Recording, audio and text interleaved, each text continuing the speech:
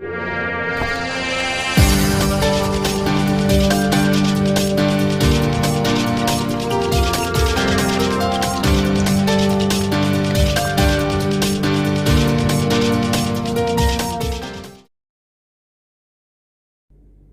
Friends, అందరికి నమస్కారం. నేను మీ శ్రీనాథరెడ్డి మిట్టపల్లి. ఇవాళ తారీఖు వచ్చి అక్టోబర్ 17, 2021 సంవత్సరం. ఇవాళ ముఖ్యాంశాలకు వచ్చినట్టయితే, కువైట్కి సంబంధించినటువంటి ఆరోగ్య శాఖ వాళ్ళు కువైట్లో ఎవరైతే ఆక్స్ఫర్డ్ వ్యాక్సిన్ తీసుకొని ఉంటారో ఈ వ్యాక్సిన్ తీసుకున్న వాళ్ళకి బూస్టర్ డోస్ కింద ఫైజర్ వ్యాక్సిన్ అందించాలని చెప్పేసి ఆలోచిస్తున్నారు. ప్రస్తుతానికి ఎవరైతే ఫైజర్ వ్యాక్సిన్ వేయించుకుంటారో వాళ్ళకి ఎలాంటి ప్రాబ్లం లేదు. బూస్టర్ డోస్ కింద వాళ్ళకి ఎలాగో ఫైజర్ అందిస్తారు. అయితే ఆక్స్ఫర్డ్ వ్యాక్సిన్ ఎవరైతే వేయించుకుంటారో వారికి మాత్రం ఫైజర్ వ్యాక్సిన్ అందించాలని చెప్పి చూస్తున్నారు. ఎందుకంటే ప్రపంచం మొత్తం మీద ఇప్పటికే కొన్ని దేశాల్లో ఆక్స్ఫర్డ్ వ్యాక్సిన్ వేయించుకున్న వాళ్ళకి ఫైజర్ వ్యాక్సిన్ అనేది బూస్టర్ డోస్ కింద ఇవ్వడం జరిగింది. వాళ్ళకి ఎలాంటి సైడ్ ఎఫెక్ట్స్ కానీ రాలేదు. కాబట్టి కువైట్లో కూడా బూస్టర్ డోస్ కింద ఫైజర్ వ్యాక్సిన్ అందించాలని చెప్పేసి చూస్తున్నారు. అది కూడా నవంబర్ లేదా డిసెంబర్ నుంచి స్టార్ట్ చేస్తామని చెప్తున్నారు. ఎవరికైతే ఆక్స్ఫర్డ్ వ్యాక్సిన్ వేయించుకొని 6 నెలల్లో పూర్తయి ఉంటుందో అలాంటి వారికి నవంబర్ లేదా డిసెంబర్ నుంచి బూస్టర్ వ్యాక్సిన్స్ ఇవ్వడం అనేటువంటిది ప్రారంభిస్తామని చెప్పేసి ఆరోగ్య శాఖ వాళ్ళు తెలుపుతున్నారు. దీని గురించి మన సబ్స్క్రైబర్స్ చాలామందికి డౌట్ ఉంది. ఓన్లీ ఫైజర్ వ్యాక్సిన్ వేయించుకున్న వాళ్ళకేనంటే కదా బూస్టర్ డోస్, మిగతా వాళ్ళకి ఉండదంట కదా అని చెప్పేసి అంటున్నారు. ఫ్రెండ్స్, అలాంటిది ఏం లేదు. మీరు ఏ వ్యాక్సిన్ వేయించుకున్నా, ఫైజర్ కావచ్చు, ఆక్స్ఫర్డ్ కావచ్చు, తప్పనిసరిగా మీకు బూస్టర్ డోస్ అయితే కనుక వేయించుకోవచ్చు. అయితే మీకు బూస్టర్ డోస్ అనేది ఈ ఫైజర్ వ్యాక్సిన్ ఏదైతే ఉందో దాన్ని మాత్రమే అందిస్తారంట. ఓకేనా? సో ఫస్ట్ మేము ఆక్స్ఫర్డ్ వేయించుకున్నాం కదా, ఇప్పుడు మళ్ళీ ఆక్స్ఫర్డ్ బూస్టర్ డోస్ కింద ఇస్తారంటే లేదు.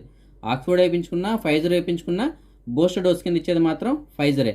కాబట్టి ఆక్స్ఫర్డ్ వేయించుకున్న వాళ్ళకి బూస్టర్ డోస్ లేదు అని మీరు భయపడాల్సిన అవసరం లేదు.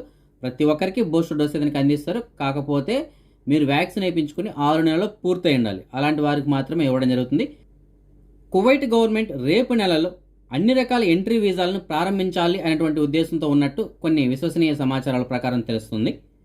ఆల్రెడీ ఈ నెల 4వ తారీఖు నుంచి కువైట్లో ఆహార సంస్థలు ఏవైతే ఉంటాయో వాటికి సంబంధించిన వీసాలు మరియు బిజినెస్ పరమైనటువంటి విజిటింగ్ వీసాలు ఏవైతే ఉంటాయో అవి ఇలాంటి వాటికి అయితే ఆల్రెడీ అనుమతి ఇచ్చారు. ఆ వీసాలు కూడా ఇస్తున్నారు.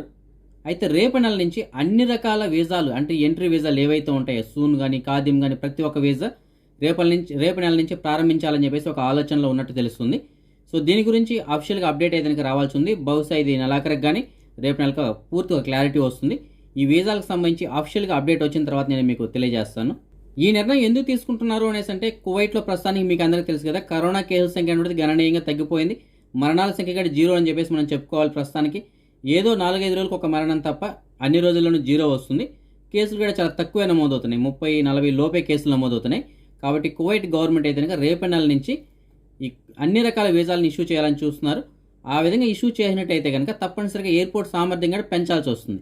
బహుశా దానిపైన నిర్ణయం తీసుకునే అవకాశాలు ఉంటాయి. ఇవన్నీ మనకి ఒక పూర్తి క్లారిటీ అని ఉంటుంది ఈ నెలాఖరికి లేదా రేపు నెలకల్లా మనకి తెలుస్తుంది. ఇదిలా ఉండగా సౌదీ అరేబియాకి సంబంధించినటువంటి సివిల్ ఏవియేషన్ డిపార్ట్మెంట్ వాళ్ళు సౌదీ అరేబియాలో ఉన్నటువంటి ఎయిర్పోర్ట్స్ ఏవైతే ఉన్నాయో అవన్నీ ఫుల్ కెపాసిటీతో ఇవాళ నుంచి నడుపుతున్నారు.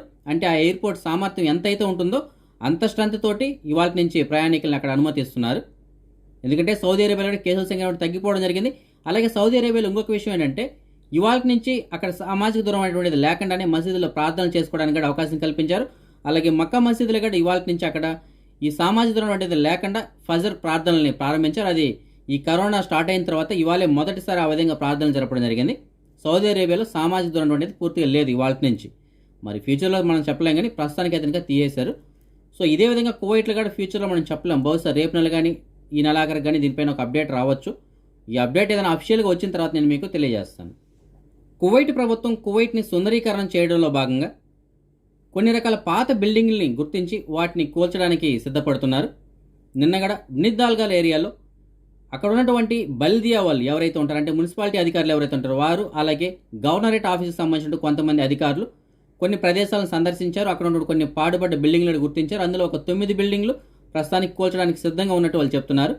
ఈ విధంగా అన్ని ప్రాంతాలను గుర్తించి పాత బిల్డింగ్లు అటువంటి తొలగించి కొత్త బిల్డింగ్లు నిర్మించాలని చెప్పేసి చూస్తున్నారు. ఎందుకంటే కువైట్ అనేటువంటిది సుందరీకరణ చేయడం కోసం, అంటే అందంగా తీర్చిదిద్దాలని చెప్పేసి ఈ నిర్ణయం తీసుకోబోతున్నారు.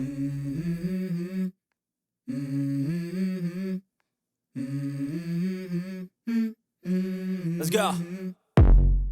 I wake up to a little bit of drool on my pillow, feel like it's gonna be a bad day.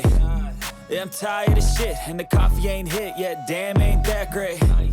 I don't wanna go to work cause my boss is a jerk and I'm not even that paid. I need a change in my life cause I don't feel alive and there's nothing that makes me happy. Hold my beer for a minute. I'm about to quit my job, cash in for a ticket. I'm going on a trip and I don't plan to visit. I'm gonna stay there till I feel like I'm winning. And this is just the beginning. I need a big change, help me feel like living. I need a big swing, home runs I'm hitting, and I'll never look back, moving on till I get it all. And we all got dreams, we all want things, but what you gonna do for it? How you gonna move for it? What you gonna be? And do you believe you can do anything? But what you gonna do for it? How you gonna move for it? What you gonna be?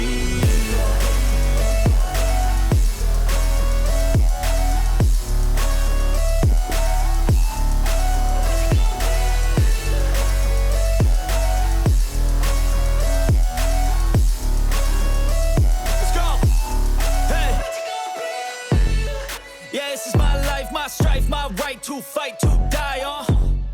And this is my game to play, to claim a brand new name. And I ain't gonna lie to you, I'm a bit nervous that I might screw everything up that I've ever done. But what's the point of living if you ain't having fun? I guess I'll try this, try that, might miss, gotta find what I'm good at. I guess I look here, look there, over where am I scared, where am I? మన ఫోన్కి సంబంధించిన internet గురించి మీకు అందరికీ తెలుసు కదా friends. 2G 3G 4G 5G లాగా ఉన్నాయి కదా. స్టార్టింగ్లో 2G ఉండేది, అంటే ఓన్లీ ఫోన్ కాల్స్ మాత్రమే మాట్లాడడానికి అయ్యేటువంటిది. దాని తర్వాత 3G వచ్చింది, దాని తర్వాత 4G, ఇప్పుడు ప్రస్తుతానికి 5G హవా అనేటువంటిది నడుస్తుంది. ప్రపంచంలోని చాలా దేశాల్లో ఇప్పటికే 5G నడుపుతున్నారు.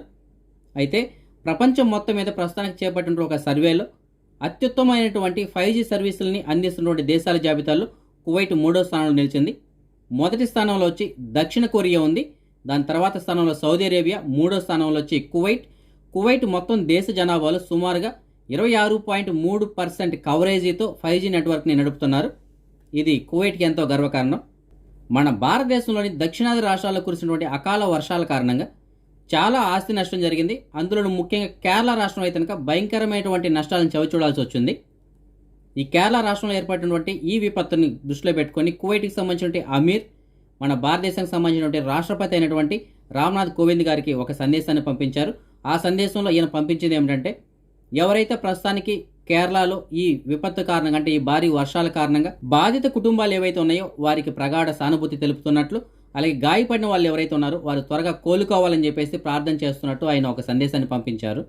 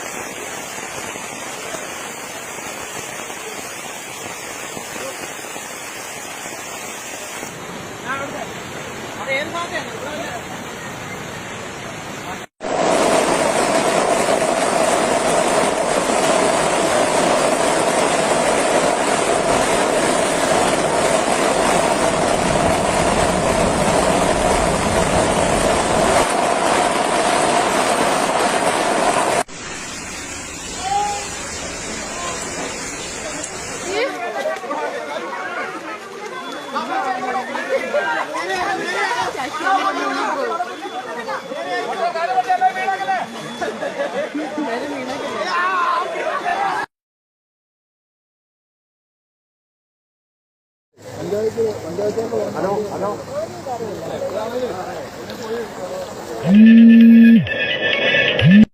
അൻപത്തിയേഴിന് ശേഷം മുണ്ടക്കയം കണ്ട ഏറ്റവും വലിയ വെള്ളം.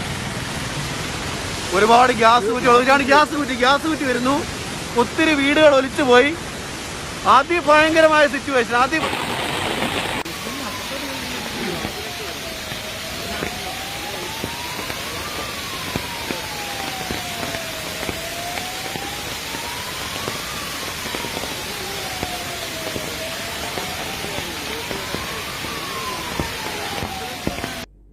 ఫ్రెండ్స్, మనం ఎక్కడన్నా వెళ్ళాలనుకున్నప్పుడు, జర్నీ చేస్తున్నప్పుడు మనం ఏదన్నా ఒక బస్సు కానీ ట్రైన్ కానీ ఎక్కామనుకోండి, అందులో ఆ వెహికల్ని డ్రైవ్ చేస్తున్నటువంటి డ్రైవర్ మన తండ్రి అయినప్పుడు మనం ఎంతటి ఆనందపడతామో, అలాంటిది ఒక విమానం మనం ఎక్కినప్పుడు ఆ విమానాన్ని నడుపుతున్నటువంటి పైలట్ మన తండ్రి అయితే మనకి ఎంత ఆనందం ఉంటుందో మీకు తెలియాలంటే మీకు ఒక వీడియో చూపిస్తాను చూడండి. ఆ వీడియోలో ఆ చిన్నారి పాప ఎంత ఆనందాన్ని వ్యక్తం చేస్తుందో చూడండి. ఆ విమానాన్ని నడుపుతున్నటువంటి పైలట్ ఆ పాప తండ్రి, తన తండ్రిని చూడగానే ఆ పాప ఆనందం అనేటువంటిది మనం చెప్పలేము, అంతటి ఆనందపడుతుంది. ప్రస్తుతానికి ఈ వీడియో సోషల్ మీడియాలో వైరల్ అవుతుంది.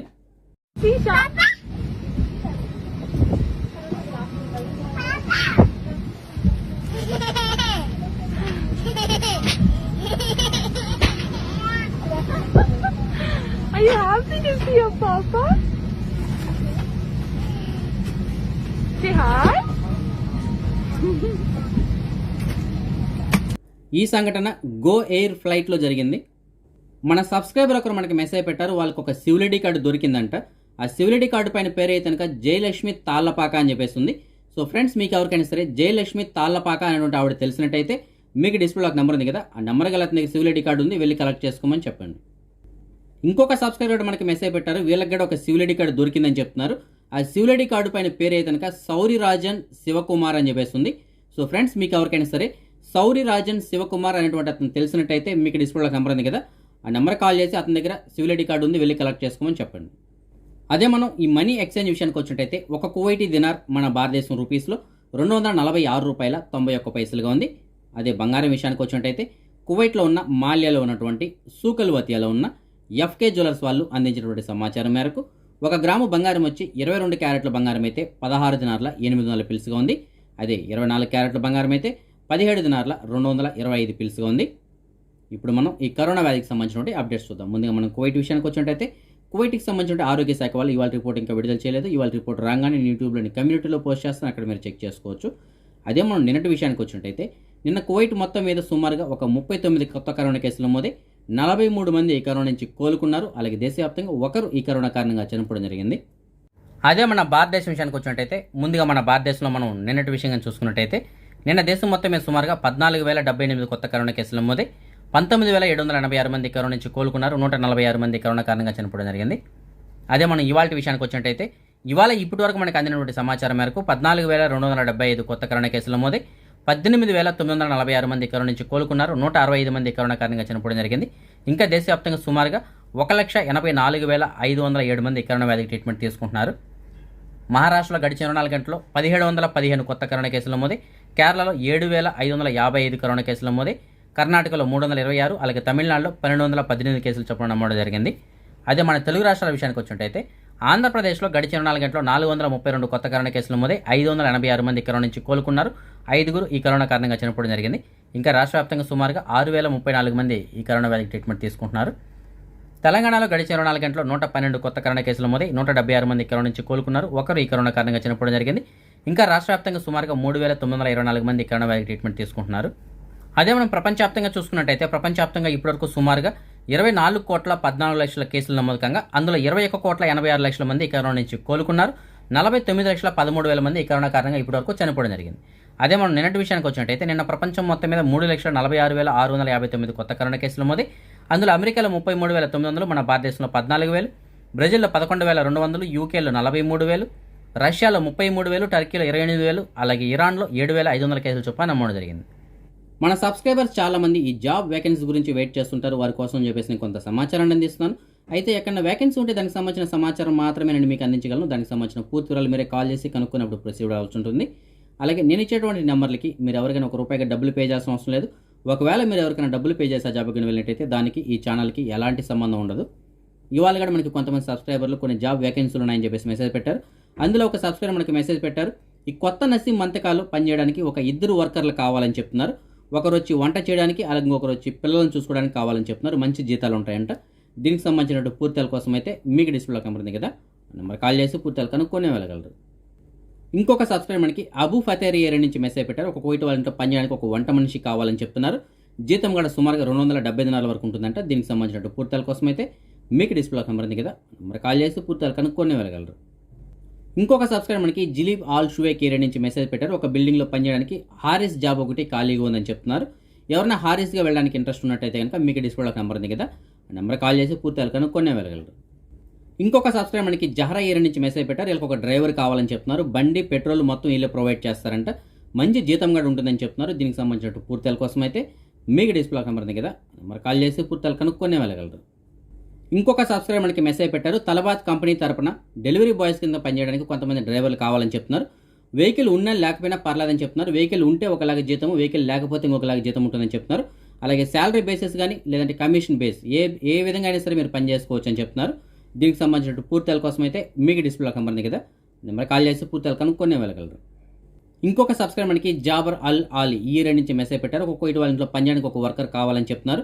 మంచి జీతం ఇస్తారంట. దీనికి సంబంధించిన పూర్తిల కోసం అయితే మీకు డిస్ప్లేలో కనబడుతుంది కదా, నెంబర్ కాల్ చేసి పూర్తిలు కనుక్కొని వెళ్ళగలరు. ఇంకొక సబ్స్క్రైబర్ మనకి మెసేజ్ పెట్టారు. ఒక కోయిట్ వాళ్ళ ఇంట్లో పనిచేయడానికి ఒక డ్రైవర్ కావాలని చెప్తున్నారు. 180 నుంచి 190 దినాల వరకు జీతం ఇస్తామని చెప్తున్నారు. నెలకు 2 చుట్టీలు ఉంటాయని చెప్తున్నారు. ఆల్రెడీ ఆ ఇంట్లో ఒక డ్రైవర్ ఉన్నారు, అతను కాకుండా ఇంకొక డ్రైవర్ కావాలని చెప్తున్నారు. మంచి ఇల్లుని కూడా చెప్తున్నారు. దీనికి సంబంధించిన పూర్తిల కోసం అయితే మీకు డిస్ప్లేలో కనబడుతుంది కదా, నెంబర్ కాల్ చేసి పూర్తిలు కనుక్కొని వెళ్ళగలరు. ఇంకొక సబ్స్క్రైబర్ మనకి ముబారక్ ఆల్ కబీర్ ఈ ఏరియా నుంచి మెసేజ్ పెట్టారు. ఒక బకాలలో పనిచేయడానికి ఒక మనిషి కావాలని చెప్తున్నారు.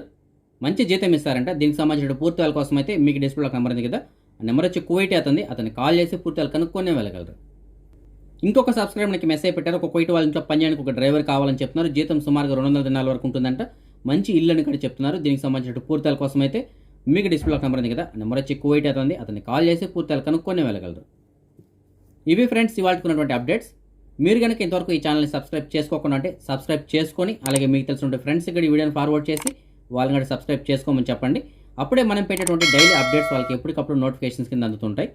రేపు రాత్రి 9 గంటలకు వచ్చే వీడియోలో మరిన్ని అప్డేట్స్తో కలుసుకుందాం. అంతవరకు సెలవు. జై హింద్.